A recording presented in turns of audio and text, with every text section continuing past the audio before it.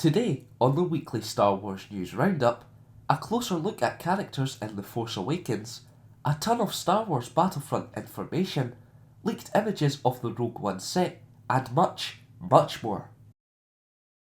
To kick us off, Tuesday saw many Episode 7 toys surface on eBay. The 3.75-inch figures give us more photos of many different characters. In addition, a Japanese colouring book for adults was released, which gives us a closer look at the leader of the Kanji Club gang, Tasu Leech.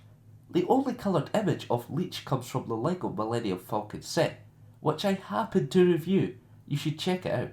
Gotta love the cheap plugs. On Wednesday, it was revealed when you can get your hands on some cinema tickets for The Force Awakens. Although some websites are not entirely sure of the date, the Full of Sith Facebook page announced October 19th is when you can grab your tickets. It appears this is only the date for the US, but I wouldn't be surprised if tickets elsewhere are able to be bought around the same time. Episode 7 is highly anticipated, and so I recommend you try to get tickets when released in October so to guarantee a viewing of the film. Just a side note, it is rumoured cinemas will show marathons of episodes 1 to 6 to build up The Force Awakens. As reported last week, there was supposed to be filming on Skellig Michael for episode 8, scheduled from Monday to Friday.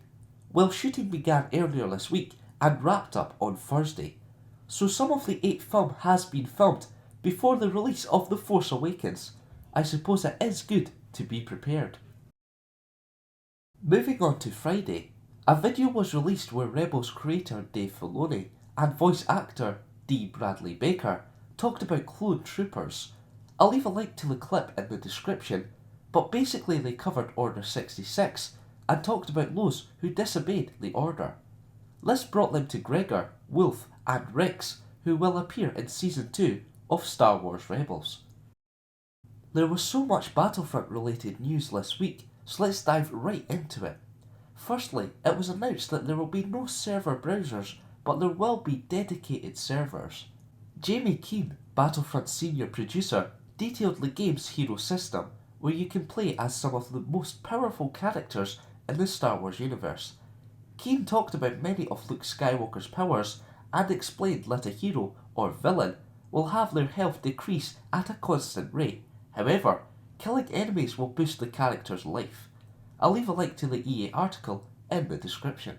The final piece of Battlefront news, for now, is that Hasbro has unveiled the Black Series 6-inch Imperial Shock Trooper, which was inspired by the upcoming EA game. The figure comes with 2 weapons and has the description: adept with heavy weaponry, Shock Troopers serve as elite frontline forces and even as bodyguards for the Emperor himself. The figure won't be out until March 2016, but is available for pre-order from Order 66 Toys, costing £25. It's now time to look at some spoiler news about Rogue One. If you wish to remain spoiler free, click the annotation on screen or skip ahead a minute or so. TMZ claimed that filming for the Star Wars film Rogue One, set to come out next year, started last week. They also released some images of Rogue One's set. Pretty cool stuff. Now it's time for the spotlight of the week, which is the Han Solo mini fridge. This cool novelty comes with the $130 Star Wars Battlefront Deluxe Edition. It has the image of Han Solo frozen in carbonite on the front and can hold up to 6 cans of soda. The fridge includes a carrying handle, a removable shelf, and both cooling and warming settings. It may be a bit pricey for that version of Battlefront, but hey, the fridge does look awesome. Just before we wrap up here, I'm now using social media to let you vote for upcoming Star Wars lore videos. This week you can vote for a future video on either Quinlan Voss or Barra Sophie.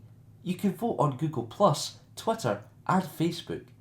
Every week I'll take 2 highly suggested user votes and see who wins. Links to each voting page are in the description. Let me know any news I may have missed that went under the radar this week, and be sure to come back in 7 days for another weekly Star Wars news roundup. Feel free to learn all about Grey Jedi by clicking the video on the left or the video on the right for 50 Star Wars facts.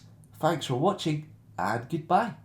Fact 33. The double-bladed lightsaber Darth Maul uses was a design taken from the comic book series Tales of the Jedi, The Sith War.